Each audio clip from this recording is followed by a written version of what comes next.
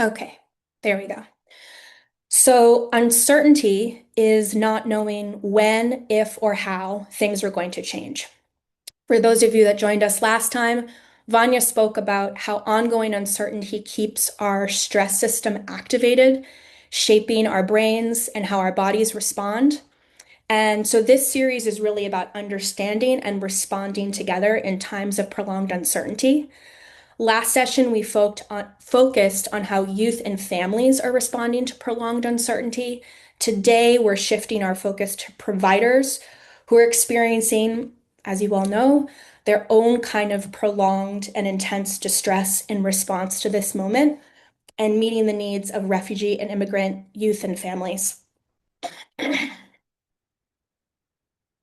So, for the next hour, we're going to do a few things. We're going to define moral distress as it applies to working with refugees and immigrants in the current context. We're going to discuss how to recognize signs of moral distress in yourself and your colleagues. And we're going to identify individual, relational, and organizational actions that can reduce moral distress and strengthen psychological safety. So first, even though we're in a webinar where we can't actually see one another, I do see a lot of familiar names, but no faces. Um, I do know there are so many people on this call who are doing amazing work. So here's a brief representation of who's here today. We've got clinicians, psychologists, social workers, pediatricians, psychiatrists, nurses, managers, supervisors, students, a whole range of different types of programs from all over the country are represented in this call. I want to acknowledge that across all the different roles and places, with all the stress and pain people are holding, I'm also very sure that you all are here because there's an undercurrent of dedication, purpose, meaning, pride, even shimmering moments of love and joy in your everyday work with immigrant and refugee communities. That's, of course, not to dismiss the distress that people are feeling. We're going to spend most of our time talking about that today, but just to say that there are many, many stories of caring in this group, and we don't want those to get cast aside. So thank you for taking time out of your day to be here. I hope we can offer you something that speaks to your work, as well as a chance to learn from one another. So we're going to start by defining moral distress as it applies to working with refugees and immigrants in the current context. And to do that, we'll begin with a story. I'm going to tell you the story, but for those that would prefer to follow along, Vanya's going to paste the text in the chat if it's easier to follow along that way. So, a clinician, Nora, is working with a 14-year-old boy from Brazil named Lucas. Lucas and his family are all undocumented. Nora's been working with Lucas in a community clinic that accepts his restrictive insurance. They started this work due to concerns related to suicidal ideation and hopelessness. One of the many things that they've been working on is how to manage Lucas's feelings of isolation at school and at home. Nora has been supporting Lucas in trying to open up. One day, Nora gets a call from Lucas's mom, who's sobbing. Nora learns that Lucas has opened up to a teacher at school and was sent to the emergency room for wanting to kill himself. She later learns from the school that he had been scared to bring this up for fear of burdening his family, as he knows they're very stressed about their housing and they're relying on him to take care of siblings sometimes after school. Nora learns that mom is being asked to come to the emergency room immediately. She is quite terrified that Lucas is there to begin with, but she's also terrified to go because she's heard that that's where they pick people up. She's also very anxious about leaving her job for fear of being fired. Nora knows that if mom does not show up, they will eventually call protective services. Lucas has taken this courageous step to ask for help, and now the family is rattled and scared. Nora is left trying to figure out how best to support them. So she talks to mom on the phone as she tries to figure out how to respond. She listens carefully, she listens to her fears, and she tries to understand more. Mom really desperately wants reassurance that she won't be taken at the hospital. And as much as Nora wants to reassure her of this, she knows she can't make that promise. So they come up with a plan for mom to go a little later on with her aunt, who is documented and willing to go with her. Meanwhile, Nora calls the staff at the emergency room to check in on Lucas and to talk to the team. She learns about the best way for mom to get to the ED and calls back to relay this information. So that was a lot. I'm going to pause there. It was a lot and a little, just a tiny little snapshot into Lucas's story, teeny tiny snapshot, um, but a lot of information to take in. But I want a chance to reflect together. So in a moment, Vanya is gonna pull up, actually, she's just pasted a link into the chat. And what I wanted everyone to do is to take a moment and respond to these three questions. What do you hear in Lucas and his family's story? What do you hear in Nora's experience, the provider's experience? And what would it be like for the provider to do this kind of work over and over again? So go ahead just and take a minute. If you click on the link in the chat, you'll be able to type quick responses. And then I'm going to pass it over to Vanya and we'll see what people have come up with.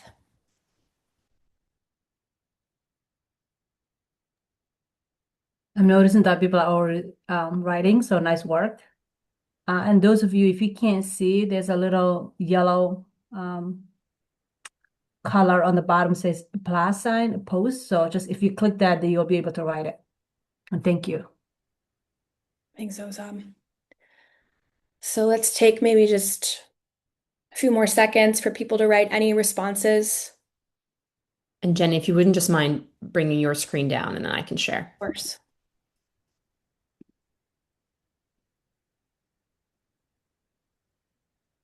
Oops.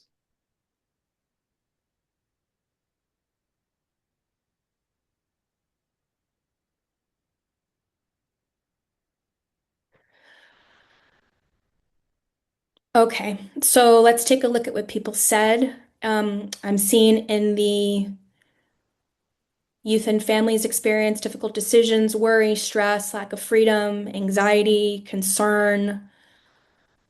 Yeah, balancing risk and safety, resilience and creativity. I like that. Concern, frustration. Okay, for the provider, um, care and concern. Yep. Are there any more in that column? This worry and frustration. Oh, there we go. Powerlessness, fear, Mhm. extreme fear, feeling stuck. Yep. Fear and concern. I'm noticing people in both columns have attended to the mix of emotions for both the family and the provider. Okay, what about the provider during this work over and over again? Burnout, guilt, overwhelm, stress, worry, fatigue, distress, powerlessness. It might be stressful, might lead to burnout, frustration with resource desert. Yeah. Mhm. Okay. Um, Provider might not feel like there's anything they could do and begin to feel like they're not doing a good job. Okay, that is a hard but a relevant one to end on because that's what we're going to be talking about today. So I'm going to shift back to sharing my screen, if it'll let me do that.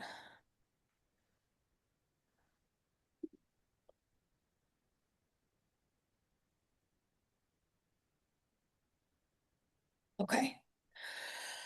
All right. So first of all, thank you all for participating. We're going to have a couple of different moments throughout the presentation where you're going to have a chance to provide your responses, input feedback, and then of course at the end, um, to also share ideas with one another. So thanks for trying out our different tools and ways of doing that. I appreciate that people attended to both the stress and worry as well as the care and concern in that story. And the last response that we read really speaks to the cumulative toll that this kind of work can create over time. So I'm not going to go through all of these in detail, but there are, as you well know, many different ways to describe the distress that providers feel in helping professions. These are very likely familiar to most of you. I heard some of them represented in what you shared, and each of these terms describes different ways that intense demands at work can lead to painful consequences for providers. So, from not having enough resources to meet the demands of a job, as in the case of burnout, I heard a couple people mention that in Lucas's story, to having PTSD-like responses due to secondary trauma, to directly facing violence in the workplace. On some days, it's even hard to say which of these different words it is. It might just be this feels really, really bad. And there's a lot of that feeling right now. Today, what we're going to do, as you saw from the intro slides, is focus on another type of workplace distress that overlaps in some ways with all of these, and it's also got its own contexts and effects. And it seems to be in heavy circulation right now. People are really feeling it. So we're going to spend some time unpacking it together. So, um, as you have seen, what we're going to focus on is moral distress. And if I can get there we go. I'm going to put a quick poll up. Uh, Great. Okay, we just do want to do a quick pulse check on who uses this term in their work. So, yes, often, not really, but heard of it. No, it's new to me. People are responding. Awesome. Thank you. Just put a quick click. So far, it looks like a pretty even breakdown. Wow. Okay. We've got a really mixed crew. Yes, often, not really, but heard of it. No, it's new to me. It's almost exactly an equal split. So hopefully that means that we've got a lot of people who can learn something really new today, a lot of people who might sort of build on some knowledge you're already working with, and then people who also might be able to share some of what they've learned in their workplace as well. So I'm going to go ahead and end the poll. Okay. So what is moral distress? So moral distress is the suffering that comes from having an idea of the right thing to do in your helping role and being constrained or prevented from doing that because of any number of constraints. So this might be the moment when Nora is thinking, oh my gosh, how can I support this mom and family when they're facing so much fear and uncertainty? What is the best way to really meet this moment? What if I give guidance and it's not right? This concept originally came from the field of nursing in the 1980s. There's a gigantic literature on moral distress in the nursing field, but the concept has now spread to include many different helping professions, including the range of roles in this call. So, what distinguishes moral distress? The types of distress that I spoke about a few slides ago that can happen in many different fields. Moral distress is really quite unique to service providers and helping professions. And that's because it happens in professions that have a explicit moral and ethical commitment. So across medicine, nursing, psychology, social work, other helping professions, we're guided by a set of ethical principles to treat suffering, improve well-being, and do no harm. We experience moral distress specifically when something is happening that's really against what we're all about. Moral distress is also characterized by having constraints on your ability to act that are often out of your control.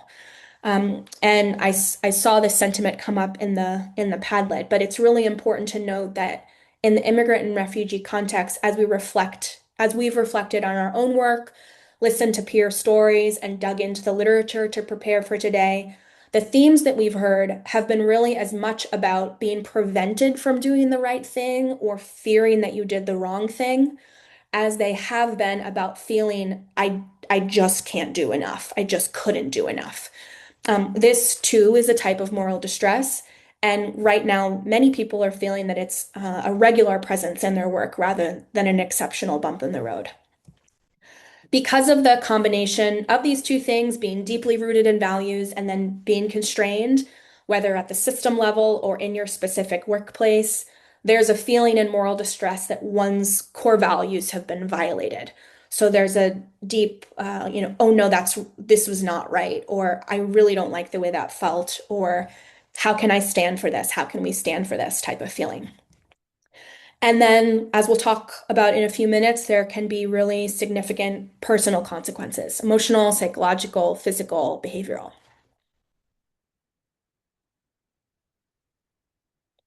So, although moral distress can feel like deeply personal suffering, like that dilemma you can't stop thinking about as you're trying to fall asleep, it is, of course, situated in a much broader socio-ecological context. In other words, it's experienced by individuals, but it's not an individual issue. So the constraints that can shape a person's experience of moral distress can really happen at any level in this set of circles.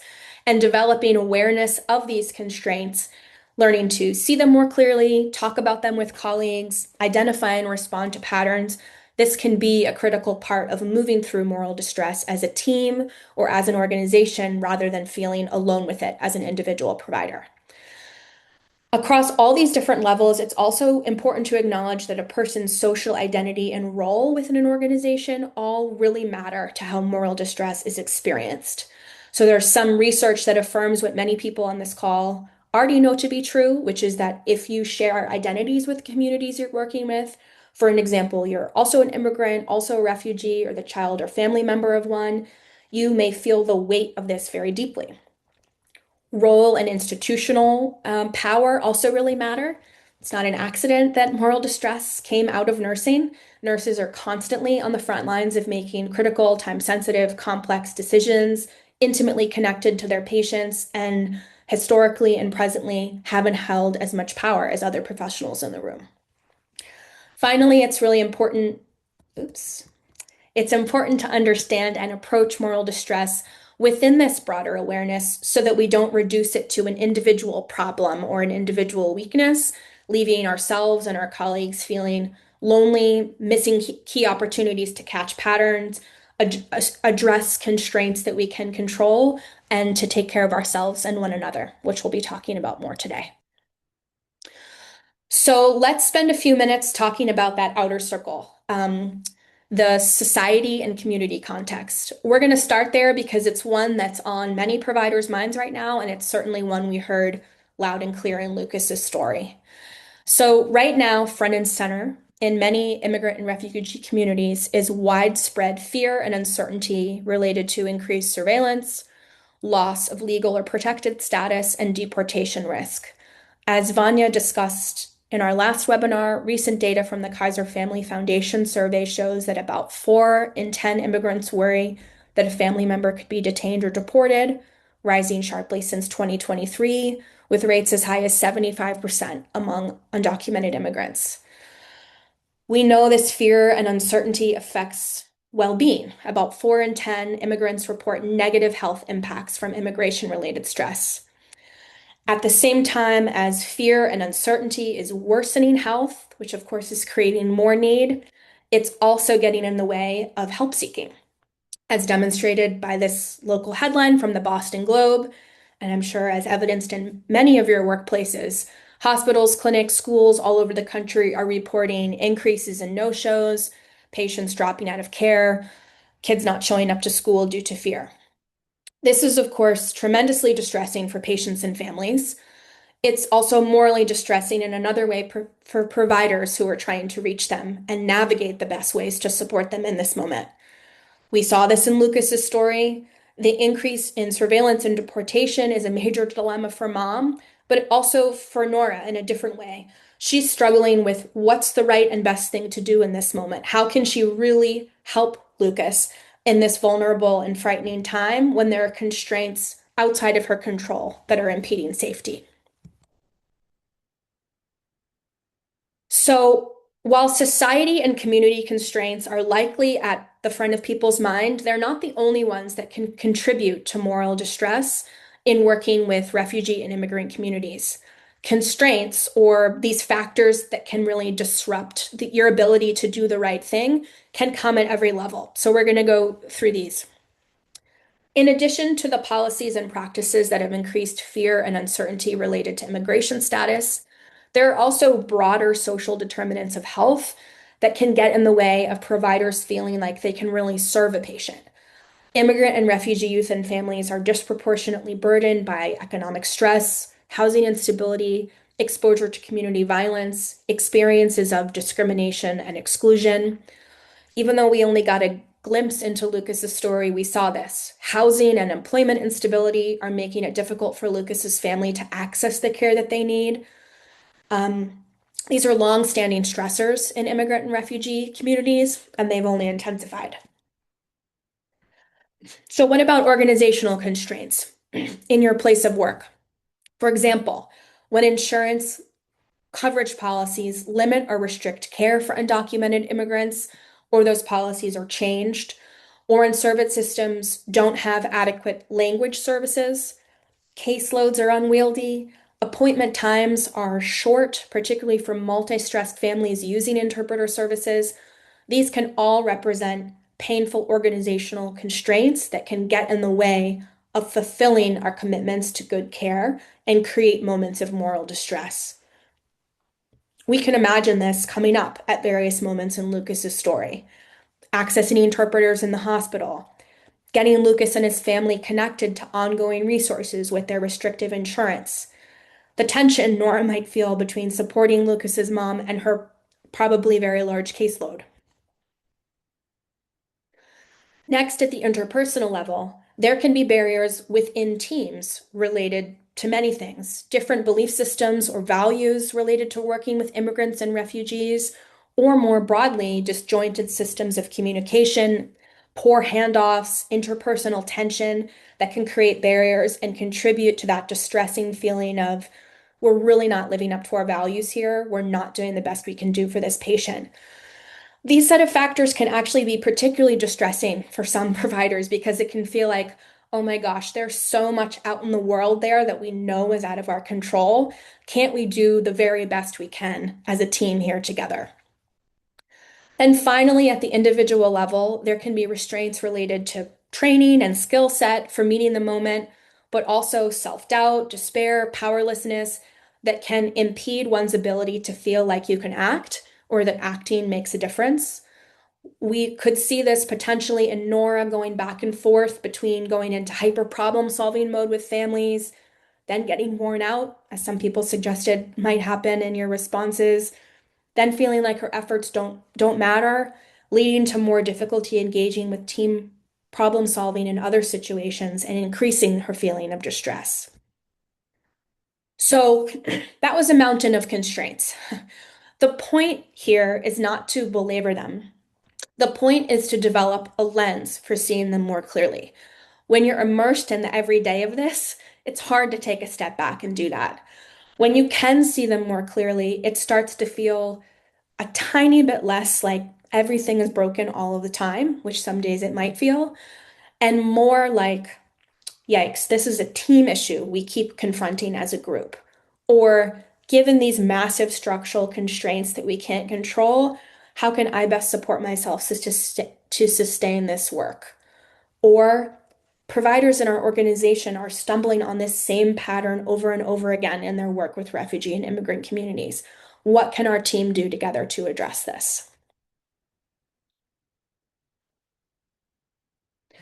So I imagine after talking about all of these constraints, many of you are reminded about how you feel in your own work at times.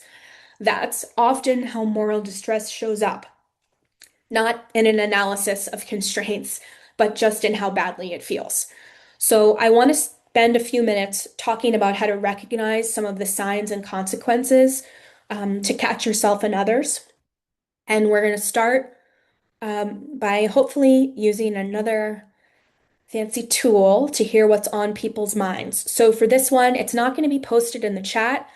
If you've got your phone, I know this might be tricky for people who are on their phone, but if you've got your phone, if you just use this QR code, it'll take you directly to uh, a link. You don't have to log in or anything. You just write a response, almost like a text message. Um, and I want you to take a moment to think about what does moral distress feel and look like for you in your everyday work. If that's not present for you right now, think about how it might be coming up for you if you were to encounter a situation like the one we talked about with Lucas, but just any words, feelings that come to mind, go ahead and pop it in the Menti chat. And then Vanya, I'm gonna stop sharing so that you can show what's coming up.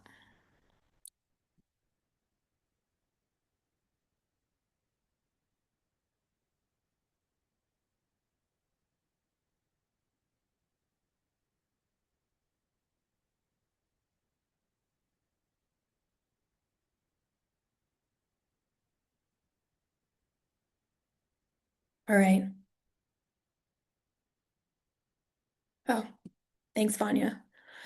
Okay, so we see the center word, not surprising, helplessness. Um, and then a lot of related words. I'm so curious about the thank you, but I'm gonna not be distracted by that. I want to know the story behind that.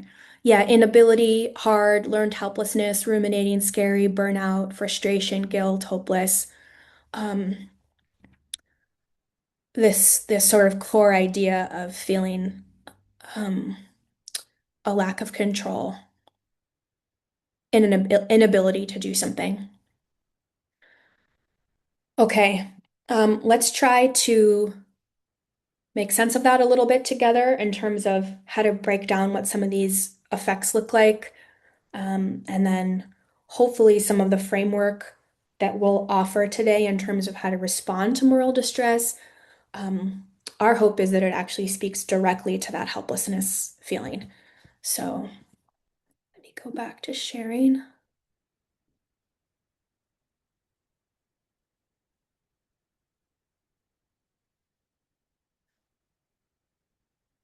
All right.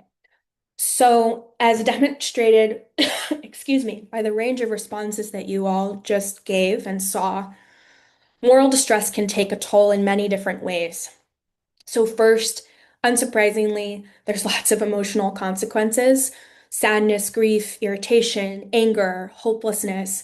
For Nora, this might feel like anxiety and anger that her patients are facing this double or triple threat to their safety, and she cannot reassure them that taking more care of themselves won't lead to more harm.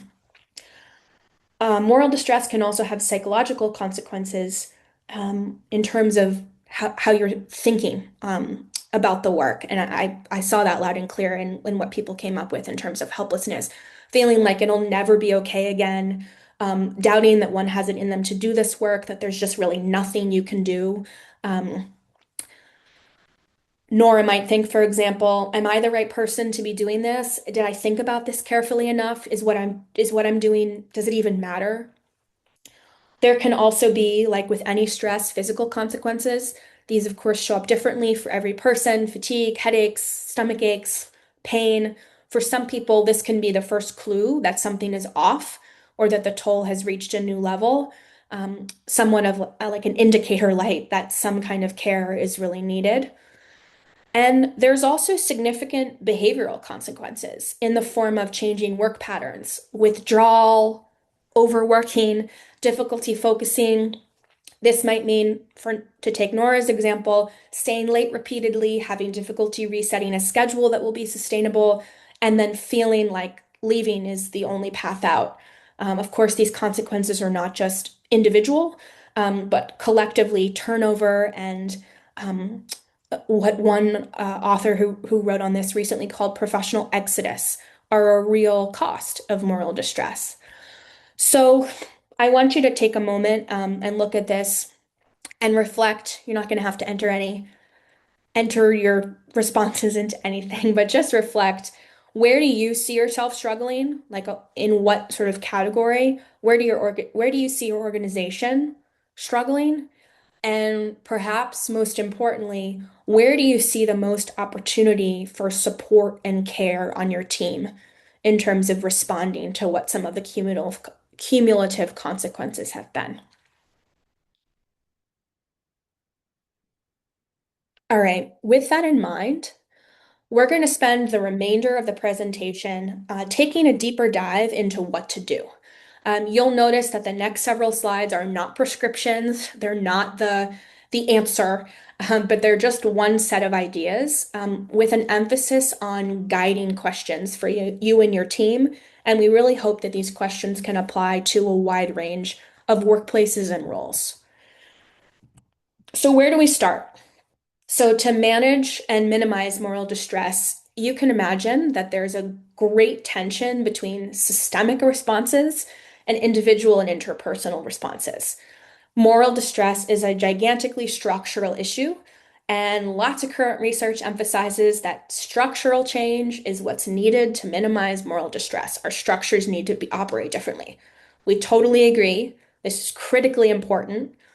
And we know that people are living this every day in their work, and you need ways that are more accessible than structural change to really meet this moment. So, we're going to honor the importance of systemic change and really focus on interpersonal and individual responses. We also want to acknowledge before we share some ideas that how to respond is really going to vary by person, context, place, culture, and the power of people involved. For some of you, responding to and managing moral distress might be really zeroing in on how to take care of yourself and your team and do the best individual clinical practice you can. For others, it might be really leveraging your leadership to advocate for systemic change. None of these is right or better. We need it all. Last, we need ideas. We need to share ideas with one another. So we're going to share just a few today. There are so many more. We're hoping that today's sharing of resources in this presentation, there are various links at the end, that those will be an offering to you, but we're also going to make time, as I mentioned, for the last 30 minutes during the Q&A for you all to share with one another, because we imagine there's much wisdom in this group. So let's take a moment just to zoom out on the systemic change that we know would minimize moral distress. So, what does that look like? Targeting some of the social determinants of health that Lucas's family faces, engaging in community-focused advocacy on, for example, increasing employment protections, food security, or safety for immigrant and refugee communities, leading policy change and policy efforts to reduce language and insurance barriers, make caseloads more manageable, improve reimbursement structures, investing in workplace culture that increases worker support, supporting strong leadership and consistent and regular supervision, conducting community engaged research that illuminates core challenges and makes them known, and sharing your stories publicly so that people know what frontline workers are up against. Some of you are doing this, leading this, aspiring to this. That's amazing. We're so grateful to you, and we need more people doing that hard and sometimes very unseen work. As you can see, this slide is an entire presentation in itself. Actually, each bullet is a presentation. Um, we know that many of you would greatly benefit from these changes, but you still need to meet Lucas and his mom in the moment in the system that they're in. So then what? Uh, Knowing these limitations, we're going to spend our time in the imperfect zone of individual and interpersonal responses, focusing on how can we take care of ourselves, how can we take care of one another, and how can we build cultures of care in our teams and our workplaces, and how can we do that realistically, like with ideas that you could implement tomorrow if you wanted to, or even perhaps seeing some of what you're already doing in a new light. Okay, but wait, how to take care of ourselves? As the teens that I worked with would say, you better not tell me to meditate. They would say this in much more colorful ways than I have on this slide, and they meant this very literally. But because they often screamed this before any word of meditation had ever been uttered, I knew better than to do that. I think what they also meant when they screamed this was, don't tell me that I have to do an extra thing that doesn't recognize all the hard stuff that's messing up my life. Makes a lot of sense. So, moral distress is not an individual problem, but it does have profound individual consequences. Individual tools are not the golden ticket, but if we don't take them seriously, we're left hurting and not equipped to take collective steps that might lead to real change or restore that sense of power that so many people spoke to being kind of the core feeling, that helplessness and loss of power. Kids who scream about meditation actually do want to feel better in their bodies and their lives. Of course they do. They just don't want people to miss the whole big picture around them.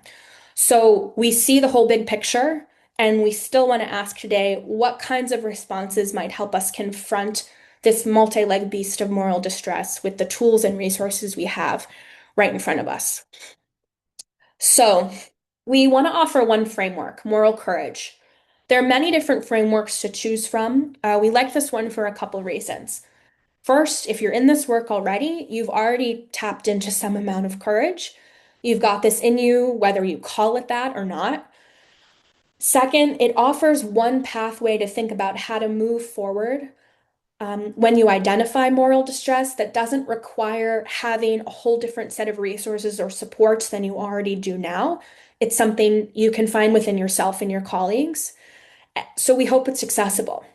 There's much more information about this concept on the TEND toolkit, which is a resource linked at the end. For those of you that don't know, it's an online library of resources to support work in complex work settings. Um, and here's what one of their contributors wrote about moral courage in this current climate.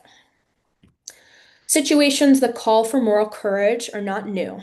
If you're a student of history, if you speak with the elders, or if you've talked with those who've lived through community crises, you know this is not the first hard time we have faced, nor will it be the last.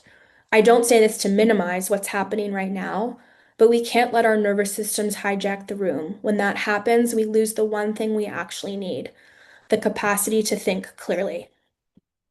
So let's take a few moments to dig deeper into what this concept of moral courage looks like.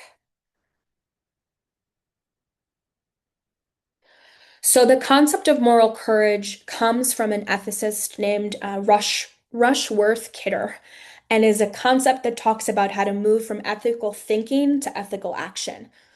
Various scholars have drawn on the field of moral courage as one way to think about responding to moral distress, and we're going to use this six-part pathway as an anchor for drawing in other concepts and ideas from research and practice that can be part of managing and responding to moral distress.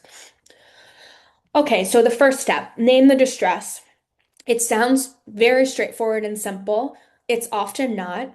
How many times have we all felt terrible during work or after work, but didn't pause to say, hold on, what's going on? What's happening? What's off? A first step can be noticing what's happening in your body, feelings, thoughts, sensations, taking stock. What doesn't feel right? What are you feeling? Then getting really comfortable saying it out loud to yourself and colleagues in whatever way feels right to you. Something feels off. The situation isn't right. I feel stuck. This feels wrong. That didn't feel good.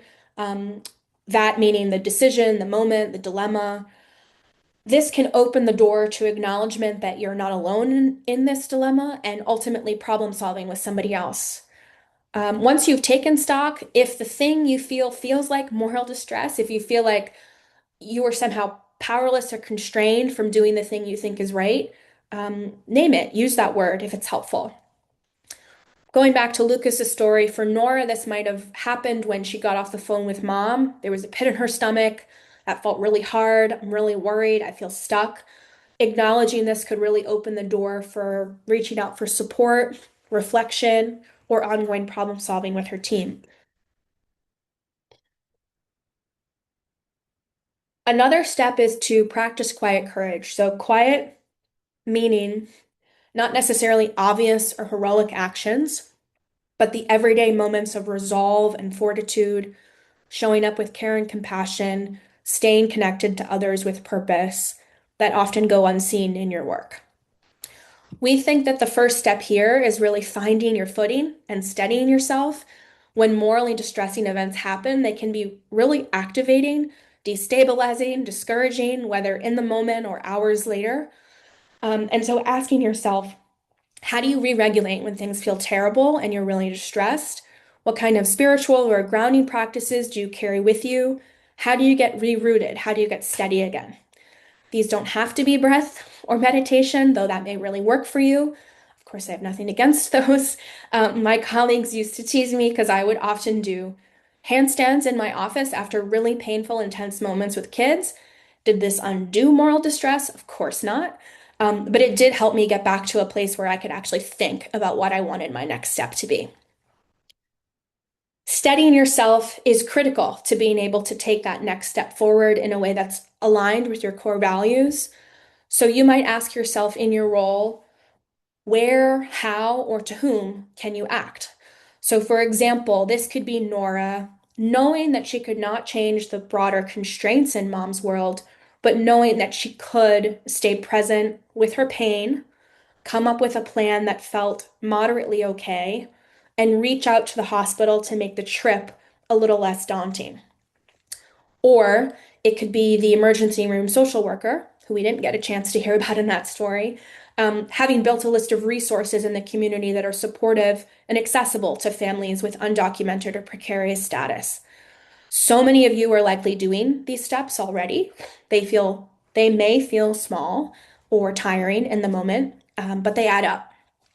And if you're in charge and you see your team doing this, how can you find ways to actively support it and make sure that people aren't scrambling alone?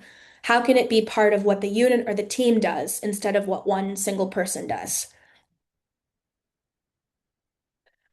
So when you feel more rooted, you can also strengthen solidarity, connecting with others and building community where you can.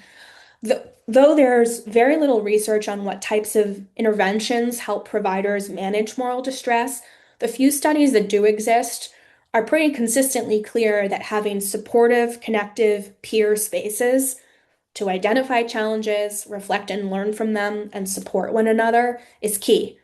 This makes sense. In your work, you might ask yourself, who are your people? Who do you turn to? Who are the colleagues, supervisors, mentors that you can turn to for reflection, support, problem solving, or simply bearing witness um, to what you've just experienced? How and where can you debrief morally distressing incidents? Is this informal with a colleague, or is this part of a team meeting? Do you have the ability to be somebody who hosts this kind of space, or can you start these conversations in supervision? If you're particularly interested in this, there are a few case example resources in the reference list that have some great ideas. For Nora, strengthening solidarity and support might be reaching out to a colleague on the way home, sending a quick message so she feels less alone. It might be the next day, connecting with her colleagues to share her experience and learn more from them about how they support parents in the same situation and discuss those challenges and opportunities together. It's really important to name here that this doesn't always have to be about team problem solving.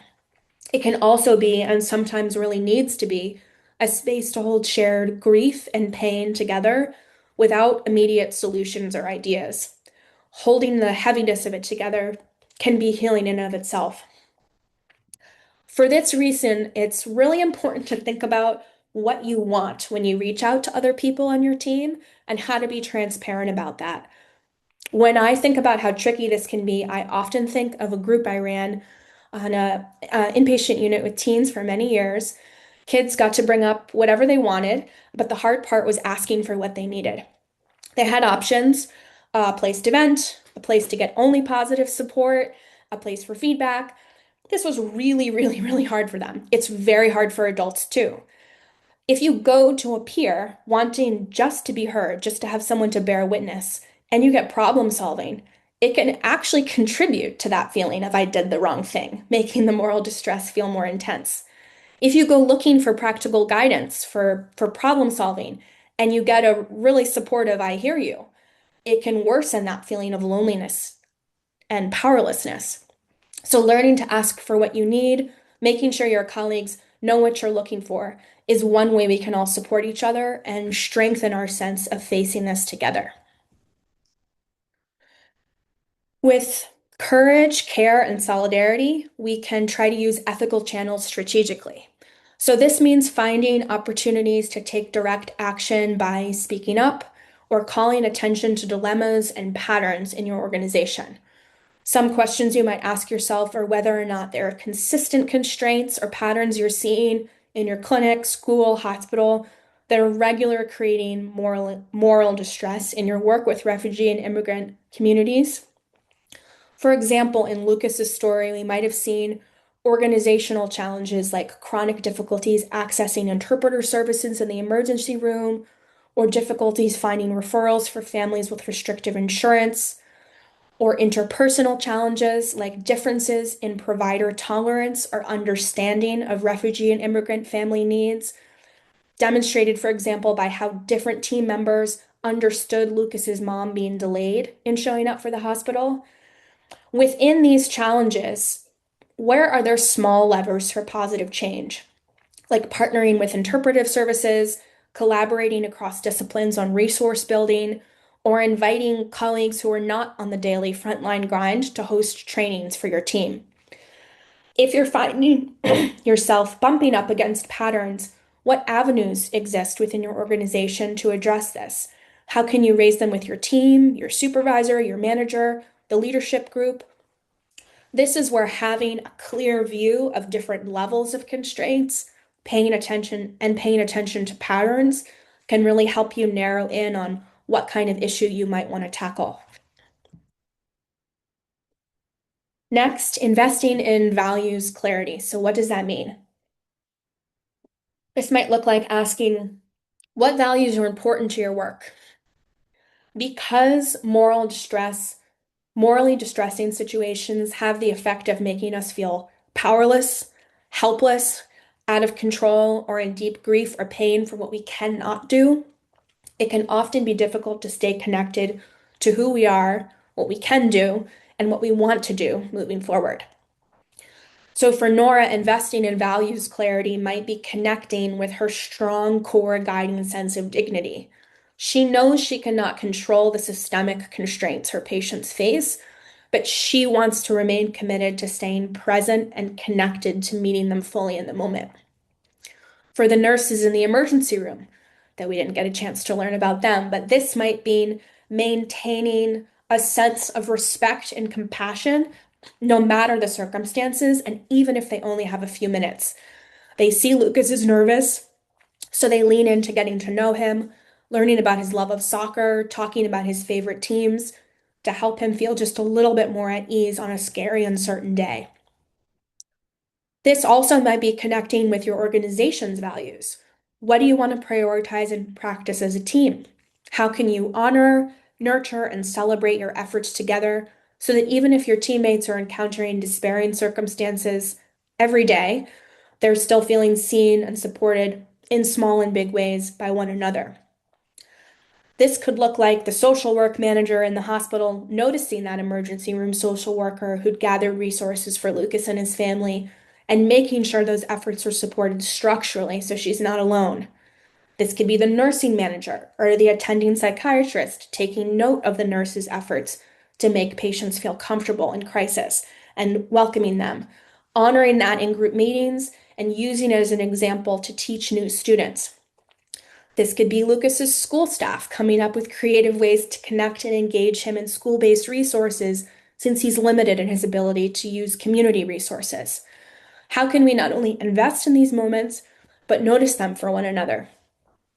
One of my favorite things about noticing these moments where we're living by our values is that noticing them can make them multiply. If you notice a colleague doing something amazing with a patient, shining a light on that not only boosts that clinician, it can make them feel more energized to do it again because they know it mattered. And that colleague might want to also spread that feeling, knowing how good it felt to be seen, and shine the light on someone else. I've seen this happen time and time again in some of the hardest times of my work. And when it clicks, it can be one small thing that sets off a new course of action from a really hard and heavy moment. Anytime we have the opportunity to do that for one another, let's try to do it. So finally, all of what I've shared today have been different ways of supporting change from within for yourself and for your colleagues. But responding to moral distress is not only about individual actions, it's also about institutional efforts to shift constraints in the work and how we face them. So as you listen and reflect on today, it's important to ask yourself, what kind of power or influence do you have in your organization?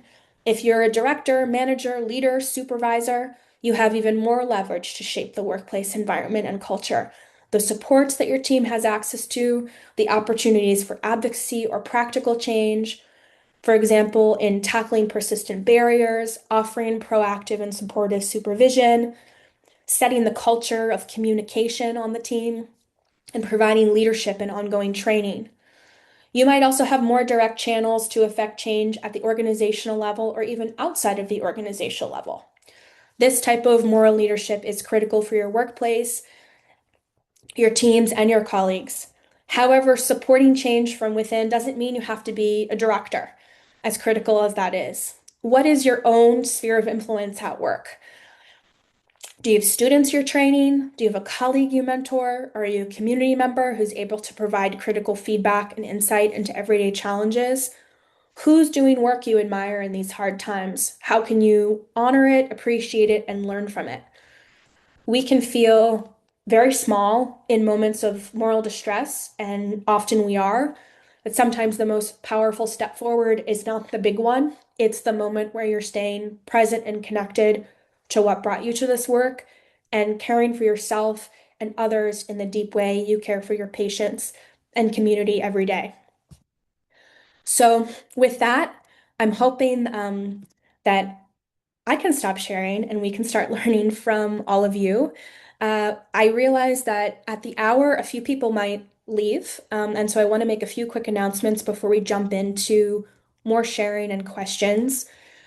Uh, we have one more training. This is a three-part series. So the next one is on June 16th. We've got the information right here. I believe Vanya's going to paste it in the chat, already has. Awesome. Thank you, Vanya. This is going to be a really amazing opportunity to learn from a panel of leaders and thinkers across many different fields within and outside of healthcare who are doing really community-focused work with refugee and immigrant youth and families. So we're very excited to have the opportunity to learn from them. Hope you can join us in a few weeks. As I mentioned a few times, there's also some resources at the end of this presentation, specifically about workplace distress and moral distress, if you want to dig in deeper to any of the topics that we talked about today, and then some immigrant and refugee specific resources around constraints you might face. So around conversations around deportation, mandated reporting, a huge resource library that has tools for work with refugees. So these can be additional resources in your toolkit that you turn to. And then uh, references. I mentioned that there's a case study in here. If you're interested in more of the peer support, there's a few resources in here that speak to that. But we'll stop there from us and we'd like to turn to you. So, what we're going to do for the next 30 minutes is um, first have a chance to hear what you all are trying in your workplace. You heard some ideas from us. We'd love to hear some ideas from you. We're going to try another Padlet. So, you'll have a chance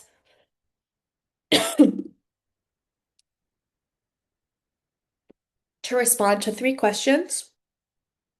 Ways you're taking care of yourself, ways your team is taking care of each other, and ways you're building cultures of care. So I'm going to give everyone a second to think on those, add some responses, and then we'll come back as a group.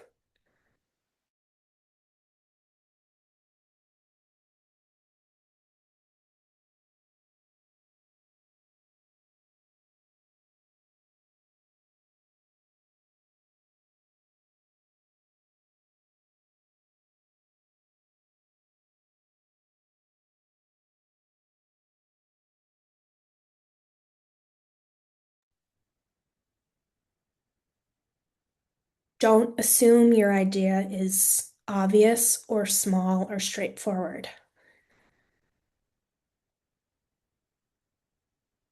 People often think that's what everyone's doing, but that's not true. So if there's something your team is trying to do, yeah, even if it feels simple, it's worth saying out loud.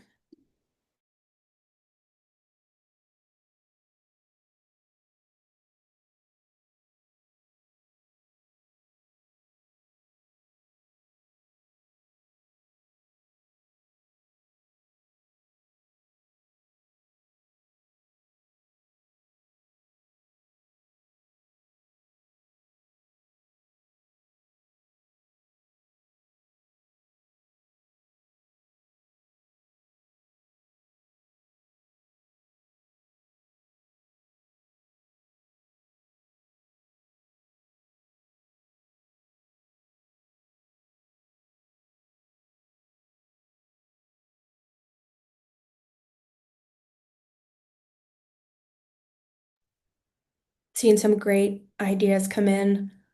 Um, I know you all can see them as well, but a lot of ways of taking care of like physical self and connecting with nature and feeling healthy in one's body in the individual column, and then a lot of team support, connection, supervision. I really appreciate that someone mentioned supervision and support, even if you're licensed. That's an ongoing need to feel like you've got a team around you and you've got people you can consult with and learn from. Um, a few echoes of noticing what's going well, celebrating the wins, no matter how small.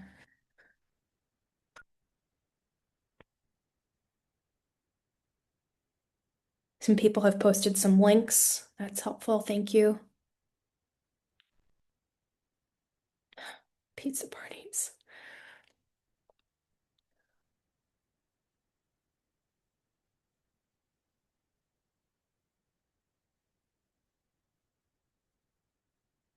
Vanya, can you scroll up to the... Thank you.